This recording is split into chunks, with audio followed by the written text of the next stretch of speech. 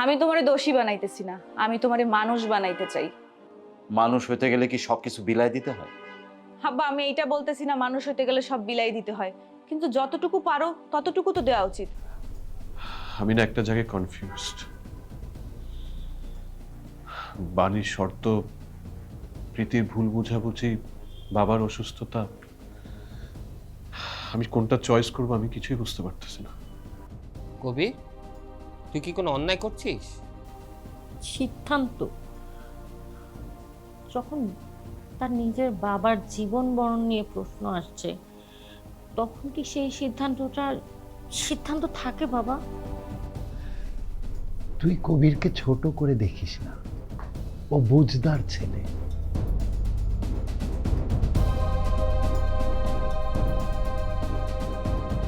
চাপ আছে ঠিকই, কিন্তু কবির ভেঙে পড়েনি।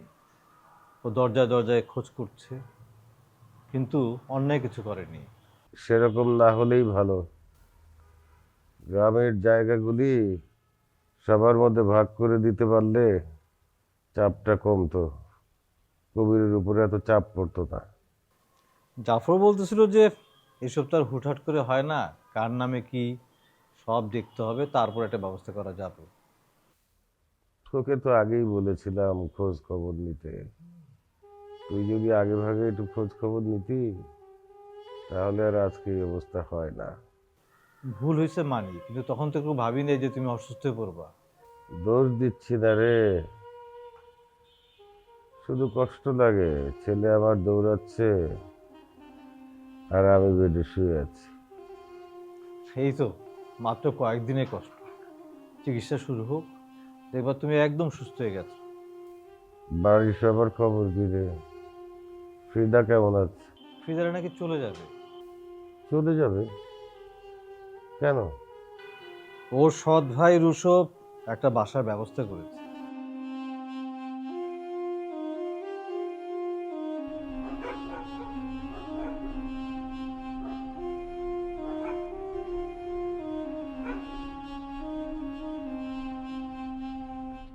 তোর মামার শরীরের এখন কি অবস্থা? মামা মানসিকভাবে খুবই ভেঙে পড়েছে, আর সেই কারণে তার শরীর আরও খারাপ করছে। কেমোথেরাপি নিতে বলেছে, কিন্তু সেটা সে নিতে রাজি হচ্ছে না। চিকিৎসা চলাকালীন সময় তো তার শরীর আরো খারাপ হয়ে যাবে। সেটাই তাকে বোঝানো যাচ্ছে না। কবির ভাইয়া বিভিন্ন ভাবে তাকে বোঝানোর চেষ্টা করেছে, কিন্তু সে কোনোভাবেই শুনতে কোনো কিছু রাজি না। অবশ্য শুনেই বা কি করবে? এত টাকা, 8টা সাইকেলে কেমোথেরাপি নিতে হবে, এত টাকা কোথায় পাবে বলো? কবির ভাইয়া তো মামার চিকিৎসা করতে রাজি, যদি প্রয়োজন পড়ে তাহলে তাকে নাকি বিদেশেও নিয়ে যাবে। বিদেশে নিয়ে যাবে? সে এত টাকা কোথায় পাবে? কোথায় পাবে? কোথাও পাবে না। এত টাকা কে দেবে তাকে?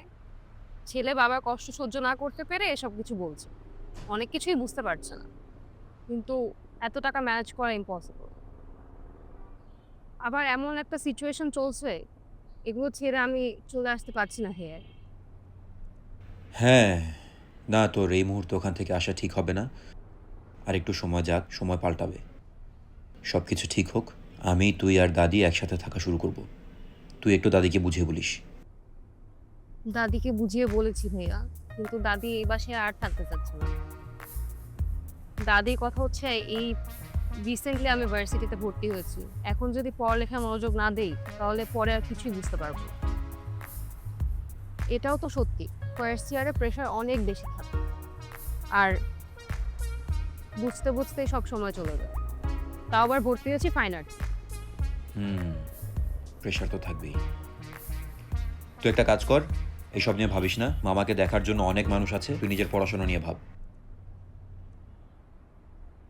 আচ্ছা, তুমি কি করবে? অভিনয়টা আবার শুরু করো, কমিউনিকেশন বাড়াও, কাজ খোঁজো। আমার জীবনে এখন শুধু একটাই লক্ষ্য, তোকে ভালোভাবে সেটেল করা।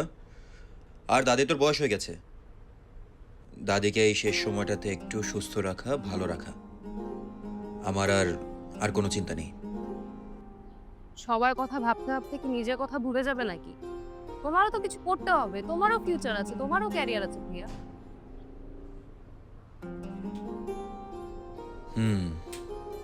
আছে, আবার হয়তো নেই। আমি আসলে ঠিক জানি না। হ্যাঁ দেখো, আমরা মিলেমিশে সবকিছু ম্যানেজ করে ফেলবো, তুমি এত টেনশন নিও না। ঠিক আছে। এবার কফিটা খাও।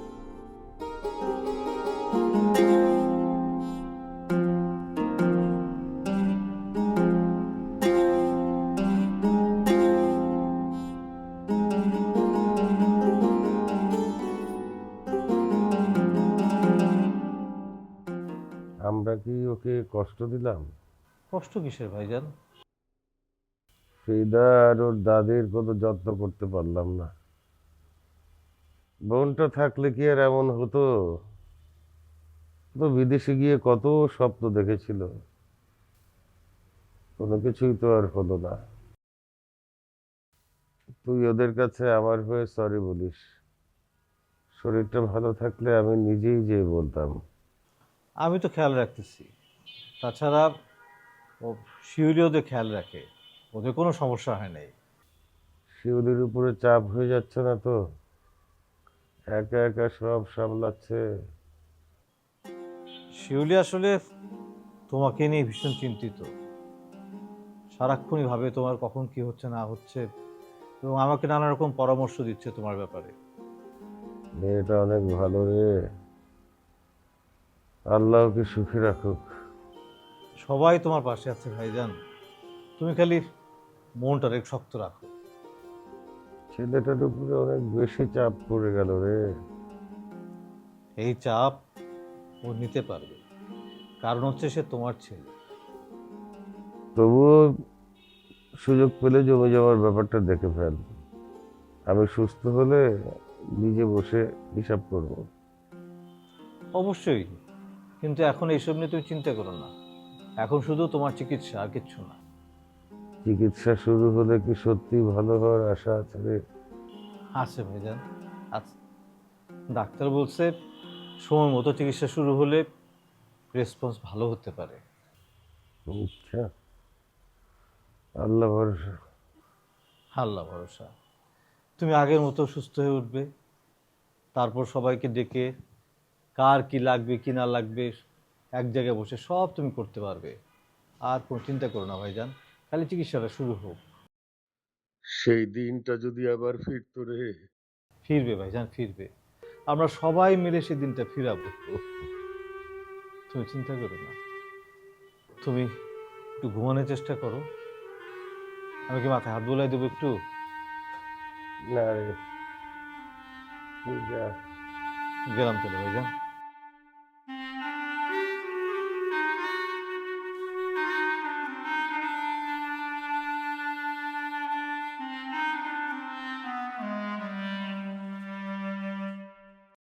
আপা, একটা রিকোয়েস্ট করি তোমাকে।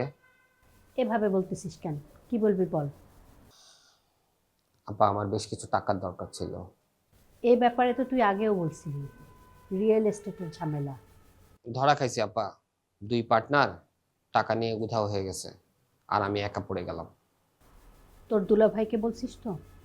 হ্যাঁ, দুলাভাইকে তো বলছি, দুলাভাই সহই তো ব্যাংকে লোনের জন্য আবেদন করলাম, কিন্তু আপা লোন পেতে অনেক সময় লাগবে। এইদিকে ক্লায়েন্টরা অলরেডি উকিল নোটিশ পাঠানো শুরু করছে, কালকে একজন পাঠিয়েছে, আগামী দিন আরেকজন পাঠাবে। তো অস্বাভাবিক কিছু না, তাই না? এত খারাপ অবস্থা তোর? আপা, ডেলিভারি টাইম 3 বার চেঞ্জ করছি, লাস্ট বার 6 মাসের সময় নিলাম। এখন যদি 6 মাসের মধ্যে কাজ শুরু করতে না পারি, অ্যাটলিস্ট বিল্ডিংটা যদি না উঠাইতে পারি, এমন হইতে পারে জেলও যাইতে হইতে পারে। কি বলিস? জেল হয়ে যাবে? কি করার আছে বলো?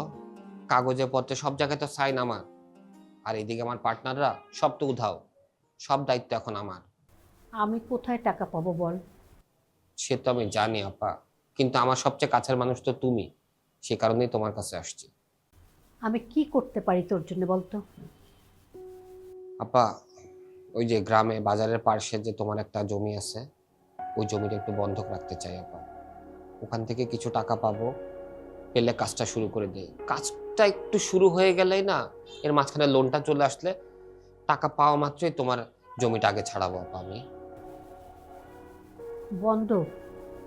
আমি তো এসবের কিছুই বুঝি না রে। আমি সব বুঝি আপা।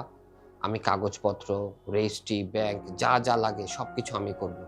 শুধু তোমার একটু সাপোর্ট দরকার আপা। আচ্ছা, এটার ঝুঁকি কতটুকু? আপা, কাজটা একটু শুরু করলেই বুকিং এর টাকাগুলো আসা শুরু করবে। আর এই ফাঁকে লোনটাও হয়ে গেলে সবার প্রথমে আমি তোমার জমিটা উঠাবো, ওটার বন্ধকটা ছাড়াবো। এটা আমি তোমাকে কথা দিলাম আপা। আচ্ছা, তুই নিশ্চিত তো আর কোনো ঝামেলা হবে না তো? আপা, আমি ভুল মানুষকে বিশ্বাস করছিলাম, কিন্তু আমার উদ্দেশ্য একদমই খারাপ ছিল না আপা। এখন শুধু একটু সময় দরকার। তোর দুলাভাই কি বলছে? দুলাভাই বলেছে ধৈর্য ধরতে, কিন্তু দুলাভাই তো জানে ক্লায়েন্ট ধৈর্য ধরতে চায় না আপা। লিগ্যাল নোটিশ অলরেডি চলে আসছে, আর এটা একটা সিরিয়াস ব্যাপার আপা। আচ্ছা, জমিটা বন্ধক দিলে তুই কত টাকা পাবি? মোটামুটি যতটুকুন হবে তাতে ফাউন্ডেশন, কলাম এগুলো অ্যাটলিস্ট উঠানো যাবে। আর কাজটা একবার দৃশ্যমান হয়ে গেলে মানুষ অ্যাটলিস্ট দেখুক যে কাজটা চলছে আপা। আমার মাথায় না এসব ঢুকে না রে তুই। আপা, তুমি শুধু আমাকে বিশ্বাস করো। বিশ্বাস করি বলেই তো তোকে নিয়ে ভাবছি। আপা, আমি পালাতে চাই না, আমি নিজের পায়ে দাঁড়িয়ে লড়তে চাই। তুই আমার একমাত্র ভাই, তোকে জেলে যেতে দেখলে আমি বাঁচবো না রে। তাই তো তোমার কাছে আসলাম আপা। আচ্ছা, তুই ব্যবস্থা কর, আমার কি করতে হবে বলিস। সত্যি আপা? হ্যাঁ, কাগজপত্র আনবি, যেখানে যা সাইন করা লাগে আমি করে দিব। আমি তোমাকে কথা দিচ্ছি আপা, আমি সময় মতো সব শোধ করে দিব। একটা কথা মনে রাখবি, এই জমিটা কিন্তু আমার মেয়ের ভবিষ্যতের ভরসা। আমি জানি আপা। আমার মেয়েটাকে সবসময় দেখবি, ওর পড়াশোনা, ওর বিয়ে, সব সময় ওর পাশে থাকবি। থাকবো আপা, ও আমার ভাগ্নি, সবসময় ওর পাশে আমি থাকবো। সাব্বিরটা নিজের মতো করে ঠিকই সব কিছু করে নেবে, কিন্তু আমি মেয়েটার জন্যই চিন্তিত। আপা, তুমি ওর টেনশনটা আমার উপর ছেড়ে দাও। ও আমার ভাগ্নি, ওর সমস্ত দায়িত্ব এখন আমার। সবাই নিজের নিজের যুদ্ধে লড়ছে, তোর যুদ্ধটাও কিন্তু কম না। তুমি পাশে থাকলে আমি পারবো আপা। তোর দুলাভাইকে জানাইতে হবে। অবশ্যই জানাবা, আর আমি ওনার সামনে বসেই সবকিছু বলবো। ঠিক আছে। তুমি আমাকে বাঁচালে আপা। আমি তো তোর বড় বোন, তুই পড়ে গেলে তোকে ধরবো না তা কে ধরবে? আল্লাহ ভরসা আপা, সব ঠিক হয়ে যাবে। সব ঠিক হতেই হবে, কিছু ফেরার আর সময় নেই। এবার শুধু সামনে আগাবার পালা আপা। সেটাই যেন হয়।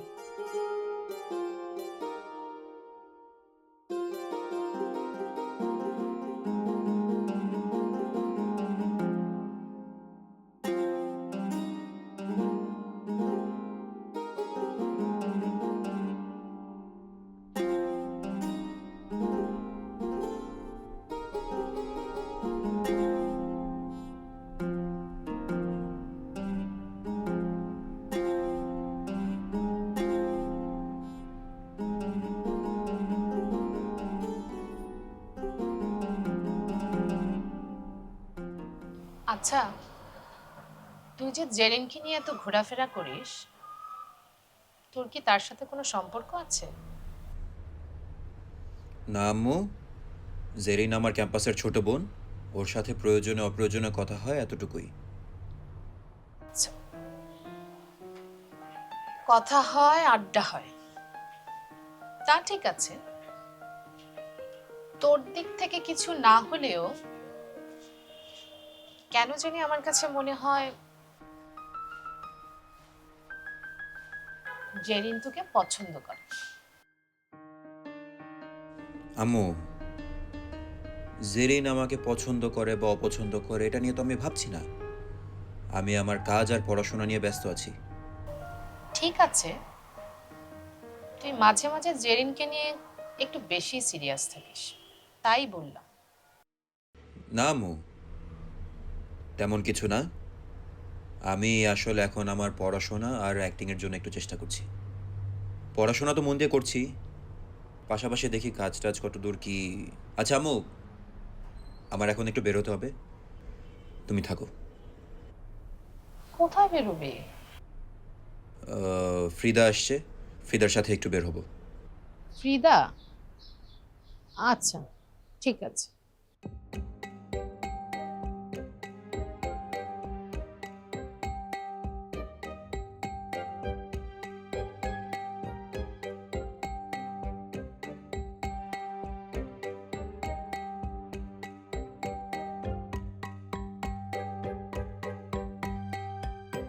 তো গেঞ্জামের মধ্যে থাকো কেমনি মিথিদি?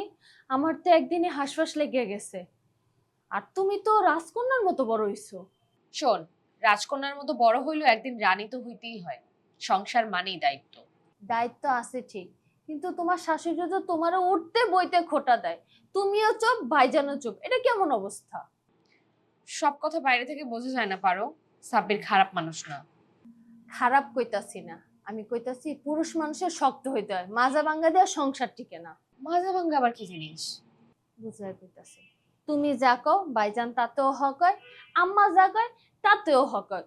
দুই দিকে হ হ করলে পুরুষ মানুষের পুরুষ লাগে নাকি?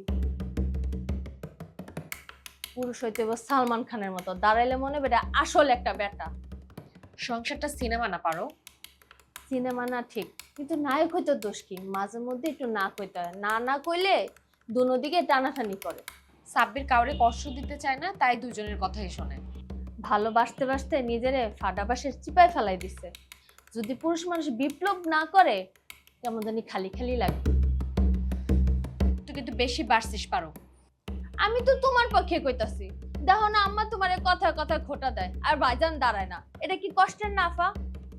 আমি সব সামলাইতে পারি, আর তুই আমার স্বামীকে ছোট করে কথা বলবি না। ছোট করি নেই, আমি চাই সে বড় হোক, দাঁড়াক, একটা ছোট্ট পরীক্ষা নিলেই বোঝা যাবে। ওইসব পরীক্ষা টরীক্ষা করতে হবে না আমার স্বামীকে। আমার স্বামীকে নিয়ে তুই টানাটানি করবি না। ছোট্ট একটা ক্লাস নিলেই হয়, তারপরে বোঝা যাবে কার কত ওঠে আর বসে। থাম তুই, তুই যে কাজের জন্য আসছিস সেই কাজ কর, বেশি পাকনামি করিস না। পাকনামি না, স্টাইল। সংসার চালাইতে গেলে একটু কৌশল করা লাগে। কৌশল করবি, কিন্তু সীমায় থাইকা। আমার স্বামীরে নিয়ে কোনো বাড়াবাড়ি করবি না। আচ্ছা ঠিক আছে, কিন্তু আমার ব্যাপারে তো তুমি নিজেই কইছিলা এখানে শক্তই তুইব। শক্ত হইতেই হবে। এই বাড়িতে নিজের মতো না থাকলে কেউ থাকতে দেয় না। তাই তো কই, তুমি তোমার মতো থাকবা আর আমি তোমার পাশে থাকবো। আম্মাই কিছু করলে আমি বুঝাইয়া দিমু। বুঝাই দিবি, কিন্তু আগুন ধরাবি না। আগুন ধরাইলে ধোয়া বিষয়, কিন্তু আমি আগুন ধরাবো না, আলো জ্বালাবো। তুই একটু ডায়লগ কম মার। ডায়লগ না মিথিদি, বাস্তব। পুরুষ মানুষের একটু নাড়াইতে হয়, নাইলে দুই দিকেই মাথা নোয়ায় রাখে। সাব্বিরকে আমি চিনি, ও যেমন তেমনই থাকো, ওকে বদলানো দরকার নাই। বদলানো না, ধার দেওয়া। ছুরি ধার না দিলে কাটে? ছুরি চাকুর উদাহরণ দিস না তো, আমি একটু শান্তিতে থাকতে চাই। শান্তি আসবে যদি তুমি নিজের জায়গায় দাঁড়াও। আমি আছি তোমার পিছে। পিছে না, আমার পাশে থাকবি। আমি যা যা বলবো সেইভাবে চলবি। ঠিক আছে, তুমি চাল দিবা আর আমি গুটি সরাবো। আমি কি দাবা খেলতে আসছি? আমি সংসার সামলাইতে আসছি। সংসার সামলানো একটা খেলার মতো দিদি। বেশি দর্শন শোনাইস না তো, যা আমার কাপড়গুলো কেচে দে এখন, যা। আমার কাপড় তো কাইচে দিমই। ভাইজানরে যদি সালমান খানের মতো বানাইতে না পারি, জলিল খানের মতো অবশ্যই বানাবো। আচ্ছা ঠিক আছে, যা বানানোর তুই পরে বানাস, আগে আমার কাজটা ঠিক মতো কর, যা। কাজও করবো, নায়কও বানাবো, দেখো।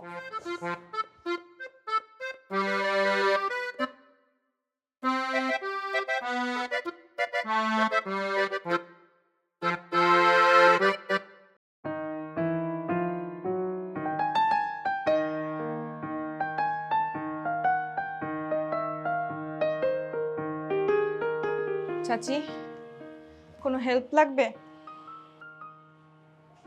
তোর শরীর খারাপ নাকি? না তো। তাহলে তুই আমাকে হেল্প করতে চাচ্ছিস? সূর্য পশ্চিম দিক থেকে উঠলো নাকি? কেন চাচি আপনি এভাবে বলতেছেন কেন? আমি কি কোনো কাজে হেল্প করি না? করিস, কিন্তু সময় মতো তো তোকে পাই না। কখনো ছাদে, কখনো রুমে, আর না হলে কখনো ফোনে। চাচি আমার পড়াশোনার অনেক চাপ থাকে। তাহলে কি করবি এখন? কাপড় ভাঁজ করবি? নে কর।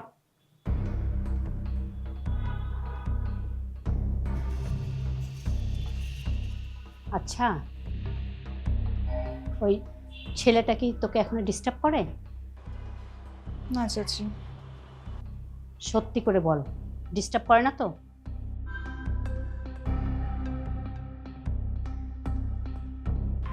আরে চুপ করে আছিস কেন, কিছু বলবি? না চাচি, বাদ দেন। বাদ দিব কেন? তুই নাকি এ বাড়ি থেকে লেখাপড়া করতে চাস না? মেসে যাবি? হ্যাঁ চাচি, ভাবছিলাম তো। এখানে তোর কি সমস্যা? আমি ভাইজানের চিকিৎসায় একটা টাকা তো হেল্প করতে পারলাম না, উল্টো আপার জমির দিকে হাত বাড়ালাম। তোমার অবস্থাও তো খারাপ। হ্যাঁ চাচি, আপনি না থাকলে এই সংসারটা একেবারেই ভেঙে পড়তো। আমরা সবাই আপনার ভরসাতেই তো আছি। সবাই যেমন ভরসাও করে, সবাই কিন্তু আমাকেই দোষী। সেজন্যই বলছি, তুমি যদি বিয়ে করতে না চাও তাহলে জোর করে একদমই কোনো সিদ্ধান্ত নিও না। তোমারও তো পছন্দ অপছন্দ থাকতে পারে। চাচু, একদিন তো সবাই পৃথিবী ছেড়ে চলে যাবে, তাই বলে কি কেউ মরে যাওয়ার জন্য অপেক্ষা করে বসে থাকবে নাকি? ব্যথা যখন ওঠে তখন আর এই পৃথিবী মোটেও সুন্দর লাগে না রে।